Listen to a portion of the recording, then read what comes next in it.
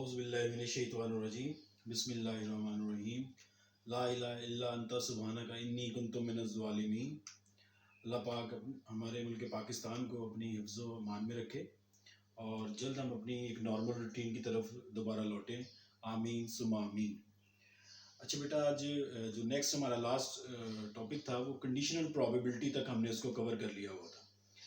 Conditional probability से आगे हमारे जो दो टॉपिक आज के लेक्चर में हम कवर करेंगे वो है independent events and dependent events और साथ बेस थ्योरम। तो एडिशन लॉ के क्वेश्चन हमने सारे कर लिए थे और उसके 3 इवेंट्स तक। और आज हम मल्टीप्लिकेशन लॉ जो है वो भी डिस्कस करेंगे। और आज का जो है टॉपिक उसमें इसका मतलब है नंबर 1 इंडिपेंडेंट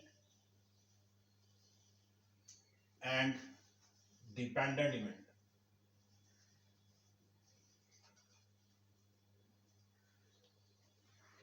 इसी में हम वो मल्टीप्लिकेशन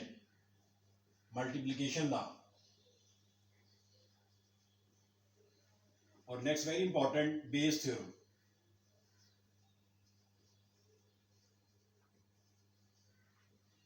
ठीक है, आज का लेक्चर इंशाल्लाह जो है इन दो चीजों पे को कवर करेगा। और स्टार्ट करते हैं इंडिपेंडेंट डिपेंडेंट इवेंट से।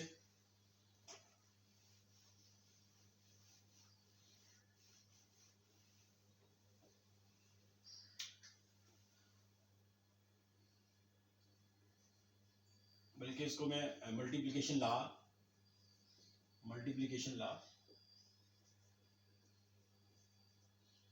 ये एक्चुअली इस तरह एडिशन लॉ था। दो इवेंट्स टाइप्स के जो इवेंट्स थे, एक म्यूचुअली एक्सक्लूसिव और एक नॉट म्यूचुअली एक्सक्लूसिव के लिए। इसी तरह जो मल्टीप्लिकेशन लॉ है ये भी दो केसेस के लिए, दो तरह के इवेंट्स के लिए। Number 1 for independent event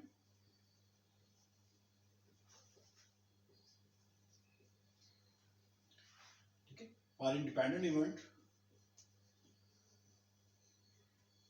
this lie equal to this one. If there are two events, let's say A and B from a sample space S, the probability of the joint occurrence of these two events is equal to probability of the A multiplied by probability of B, because separate probability of marginal probability of the two events. If this equation is hold, then we can say events A and B are independent for two events. Similarly, for dependent event,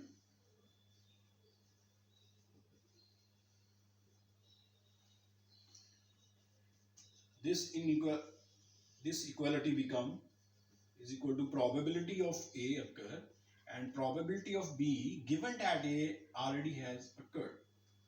So this is equal to this one for in case of two events A and B. अभी हम इसकी examples करेंगे, आपको ये clarity हो जाएगी कि ये इस इक्वालिटी का क्या मतलब है। और फिर हम प्रैक्टिकली थोड़ी सी एग्जांपल्स सेट करेंगे कि कैसे पता चलता है कि इवेंट जो है वो इंडिपेंडेंट है या डिपेंडेंट है। सही। अब ये 2 इवेंट्स के लिए, इसी तरह हमने फिर 3 इवेंट्स के लिए और अप टू k इवेंट्स के तक की बात की हुई है। तो इसी तरह मल्टीप्लिकेशन लॉ को भी अगर आपने 3 इवेंट्स तक या मोर देन 3 इवेंट्स तक एक्सटेंड करना है तो ये probability of A intersection B intersection C in case of independent ये हो जाएगा।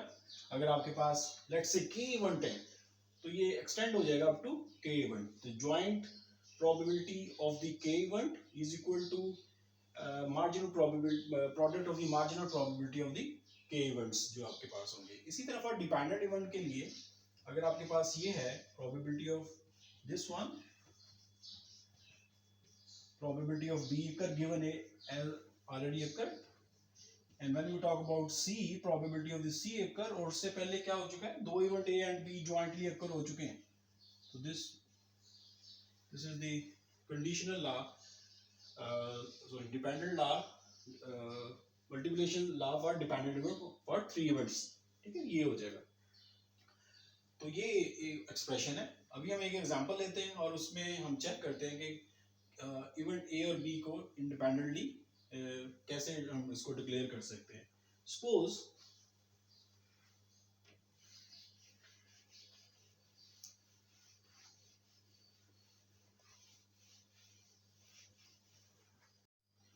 Okay, 3 coins are tossed.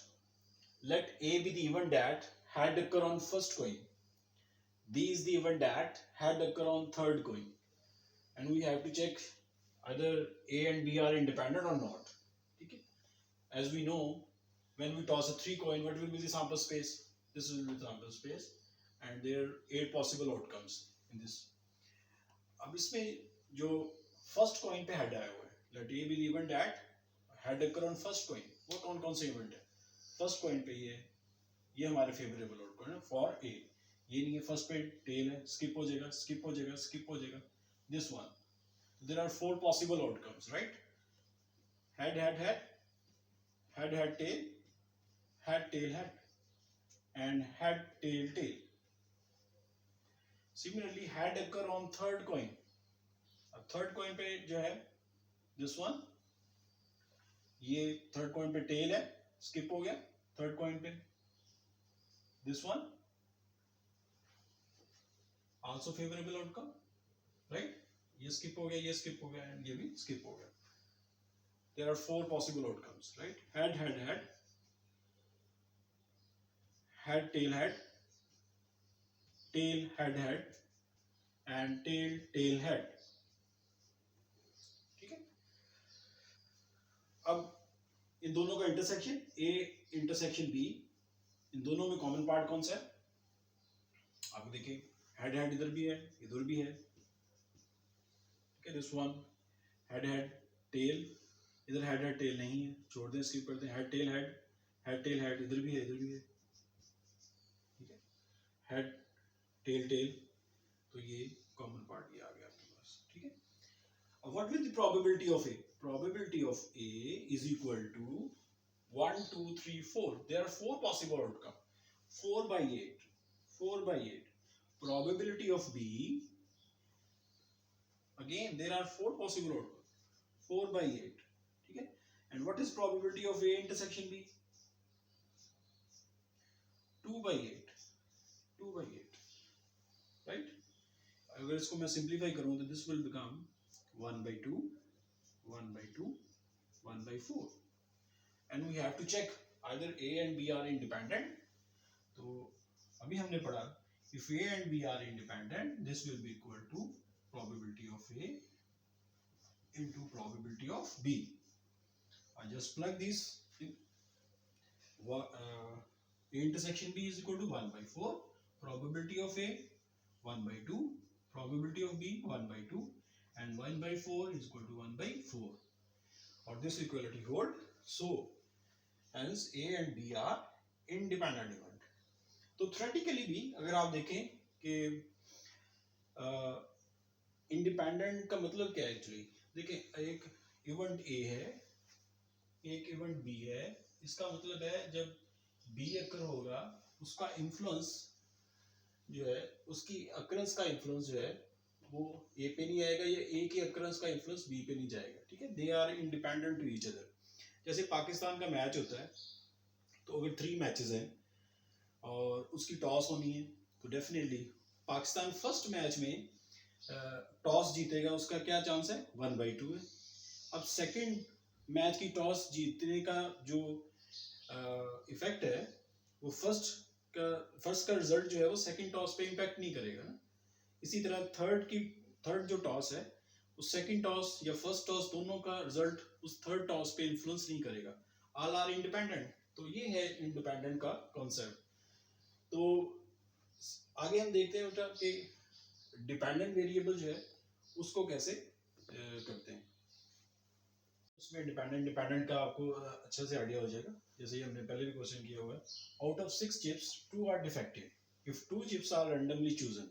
अब जो चूजिंग मेथड है एक्चुअली, जो क्वालिटी इंस्पेक्शन आप करते हैं ना, जो क्वालिटी इंस्पेक्टर होते हैं, तो उन्होंने जब इंस्पेक्शन करनी होती है तो वो जो लॉट से इंस्पेक्शन के लिए सैंपल लेते हैं, उसके कोई 2 मेथड हो सकते हैं. एक सैंपल जो है वो विदाउट रिप्लेसमेंट से हो रहा होता है, एक सिलेक्शन जो है वो विद रिप्लेसमेंट से हो रही होती है.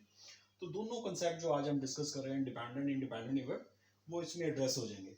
अब देखिए, सिंपली आपके पास एक लॉट है और उसमें 6 चिप्स हैं. 2 आर